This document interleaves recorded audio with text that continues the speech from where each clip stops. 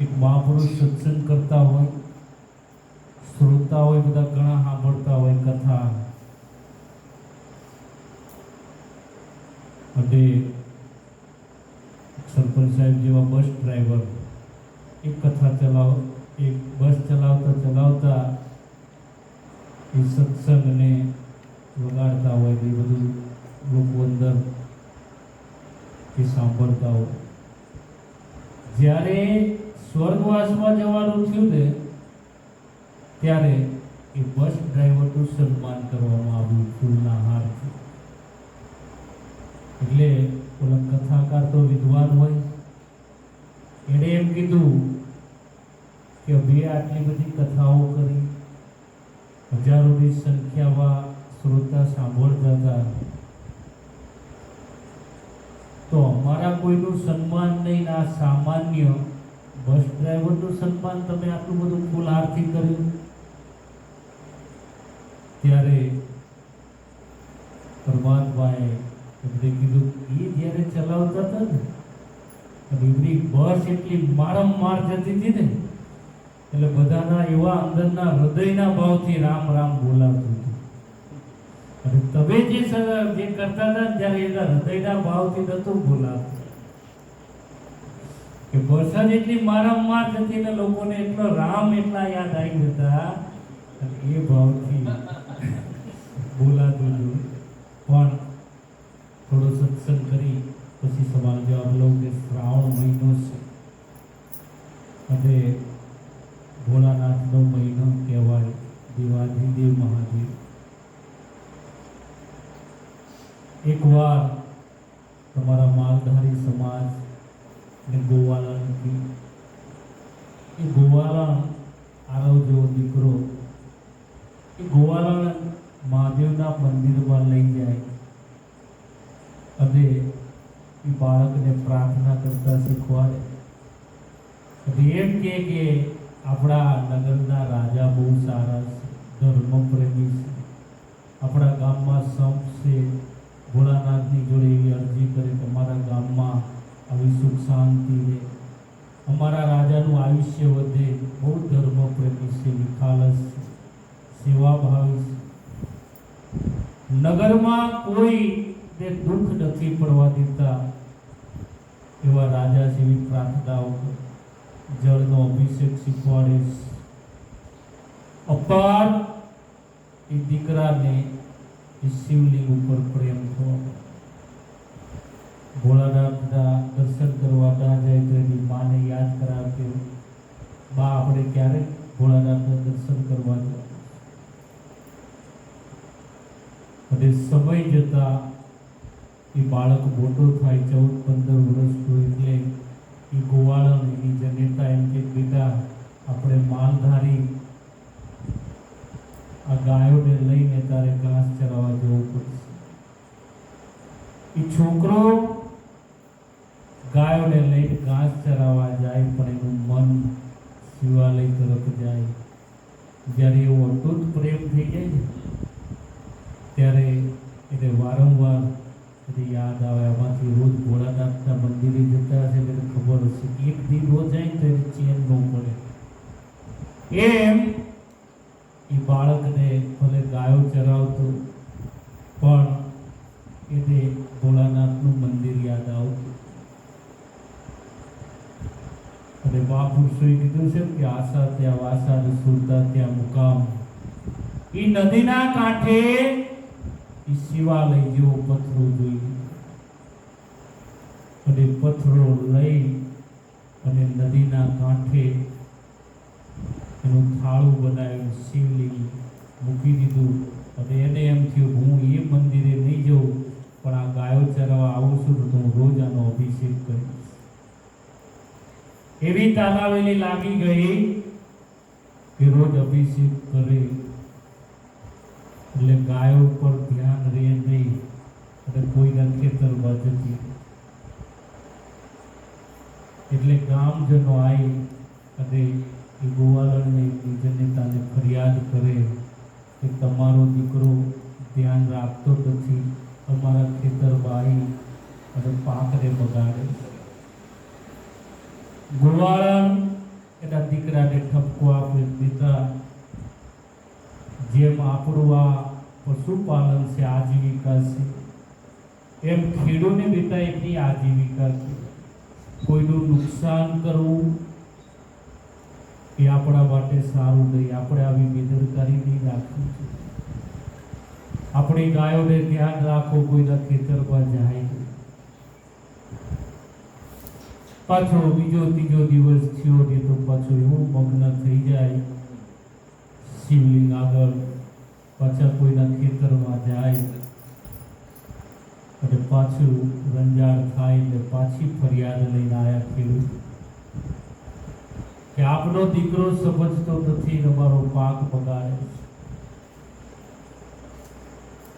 એટલે ગોવાળનને એમ થયું કે હવે તો મારે બાળક સમજે નહીં, પછી એને દ્રષ્ટાંત દેવું પડે કે હવે તો આને મારે દ્રષ્ટાંત આપવું પડશે. પાયે બિહારી માથે હાથ ફેરવી કીધું, બેટા કોઈનું નુકસાન ન કરાય.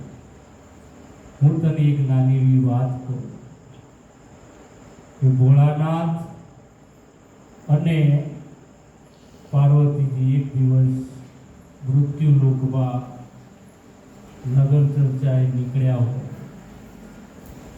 જોડે નંદી હોય અને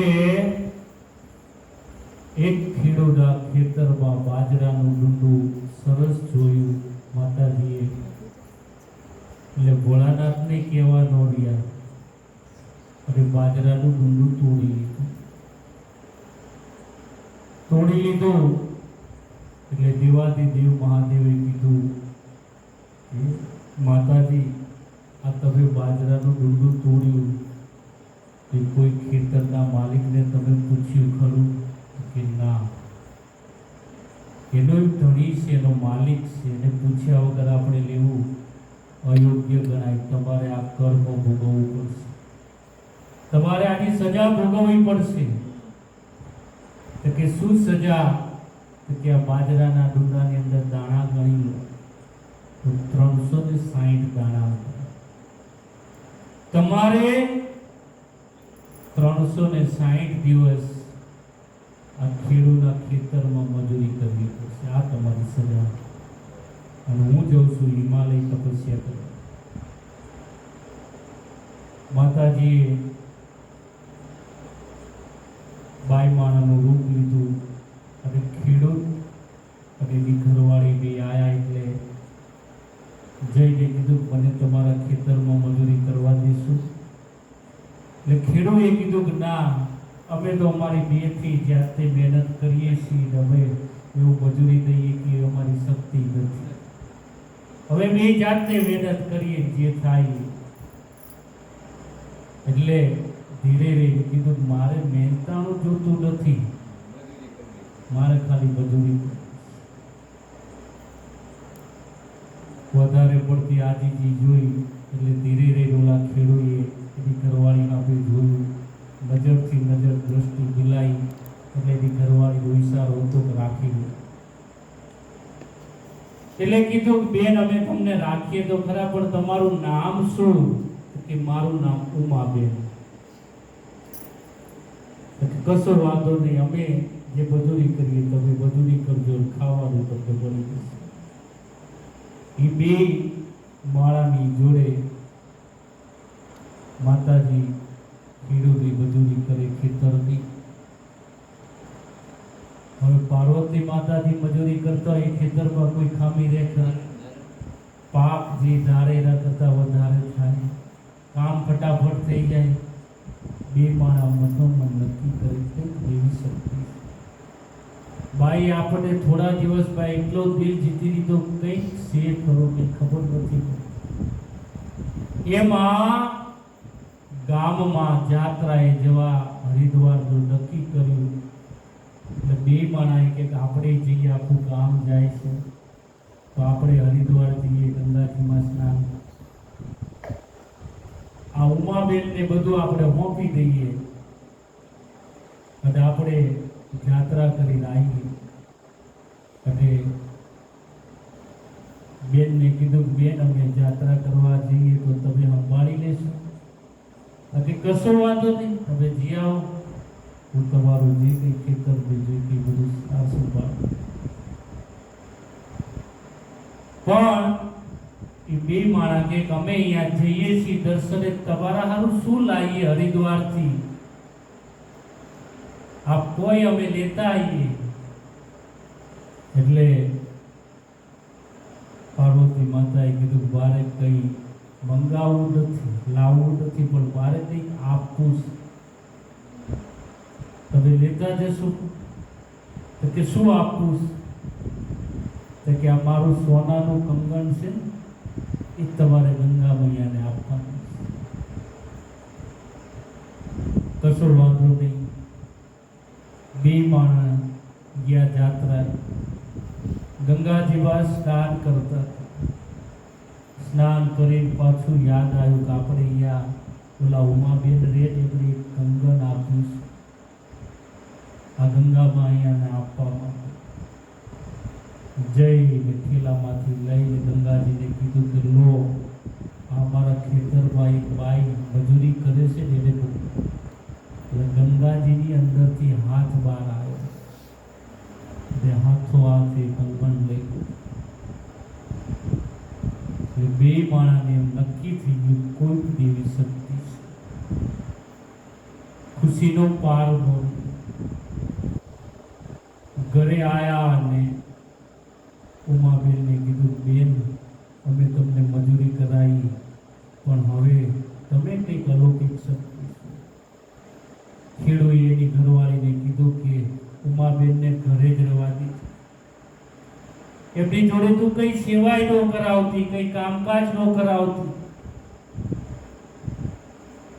કોઈ દેવી શક્તિ. અને બરોબર 360મો દિવસ આવ્યો, છેલ્લો દિવસ. એટલે ઉમા બેને એમ કીધું ખેડૂની ઘરવાળી કે આજ હું મારા ભાઈને ભાગ દેવા જાઉં, તમને કઈ વાંધો ન હોય. ખેડૂની ઘરવાળી કીધું કશો વાંધો નહીં બેન, હું રોજ ભાગ દેવા જાઉં છું, તો આજે તમે જાઓ, પણ તમારા ભાઈ મને ઠપકો તો નહીં આપે કે ના ના તમને ઠપકો નહીં આપે. તો કે કઈ વાંધો નહીં, ભાગ તમે દી આવો, પણ હું જાઉં છું હવે. માતાજી એવું બોલ્યા કે હવે હું જાઉં છું. કઈ વાંધો નહીં, જાઓ. ભાત લઈને ગયા. માતાજીએ ભાત ખોલ્યું અને આજે બેને એમ કીધું કે ભાઈ, આજ હું તમને મારા હાથેથી ભૂખે કોળિયા દઉં તો કોઈ વાંધો નહીં ને? અરે બેન, તમારા હાથથી જો મારા મુખ સુધી કોળિયો આવતો હોય તો મને અમૃતનો સ્વાદ આવશે. અને એમના મુખેથી જે કોળિયો આપ્યો ત્યાર તો એમના અખિલ બ્રહ્માંડના જે અધિપતિ હોય, એના ઘરવાળા હોય, ઓહો, ખુશીનો કોઈ પાર. જમી લીધું એટલે ઉમિયા માતાએ એમને કીધું કે હવે હું જાઉં, આ ભાત તમે જે રહ્યું ને પાછું તમે લેતા જ, પણ હવે હું જાઉં. એટલે માતાજી ત્યાંથી નીકળી ગયા, આજે ઘરે ગયા અને એની ઘરવાળીને કીધું ઉમાબેન ઘરે નથી આવ્યા? તો કે ના. કે મને એમ કીધું હું જાઉં છું, ખેડૂએ એમ કીધું હું જાઉં, મને એમ કીધું. નક્કી કંઈક ભગવાન. એટલે છોકરાની વાત સમજાય કે બેટા, પાર્વતી માતાને 360 દિવસ મજૂરી કરી, તો આપણે તો સામાન્ય માણસ. એટલે સમજાયું, પણ પાછું જેને મન ભગવાનમાં લાગી ગયું હોય, પાછી એની એ જ ભૂલ થઈ. ગામવાળાએ પાછી ફરિયાદ કરી એટલે આ વખતે માતાજી બહુ ક્રોધિત થઈ ગયા કે ગોવાળણ કે હું આટલું બધું મારા દીકરાને સમજાવું છતાં એ સમજતો નથી, અને જૈન એટલા ક્રોધિત જે શિવલિંગ હતું ને એ જૈન નદીમાં ફેંકી દીધું. એટલે માતાજી તો ગોવાળણ તો નીકળી ગયા. સ્વયં ભોળાનાથ એની હાથો હાથ એ દેવા આવ્યા. એ ગોવાળે લઈ લીધું અને ભગવાનના પગ પકડી લીધા. તમે જે કઈ કાલી ગેલી ભક્તિ કરી, હવે તમારા ભક્તિ પ્રસન્ન થઈને દેવાધિદેવ મહાદેવે કીધું કે હું તમારી ભક્તિથી પ્રસન્ન છું, માંગ જે માંગ એ હું તને આપું. એટલે બાળક કે હું અબુધ બાળક, મને કઈ ખબર ન પડે, મને આ ગાયો ચરાવવાની ખબર પડે, એનાથી કઈ વધારે ખબર પડે. તમારે જે આપવું એ આપી દો. તારે દેવાધિદેવ મહાદેવ કે છે ભાઈ તું માંગ, તું જે માંગી છે હું તને આપી દઈશ, હું સેજે ખચકાટ નહીં રાખું. ત્યારે એ અબુધ બાળક કે હું શું માંગુ, પણ તમે આટલું બધું કહો છો તો હવે હું કંઈક માંગુ. કે માંગ બેટા, તું જે માંગે હું આપું. કે મારે બીજું તો કંઈ જોતું નથી, પણ તમે અમારા કુળમાં અવતાર લઈને આવો.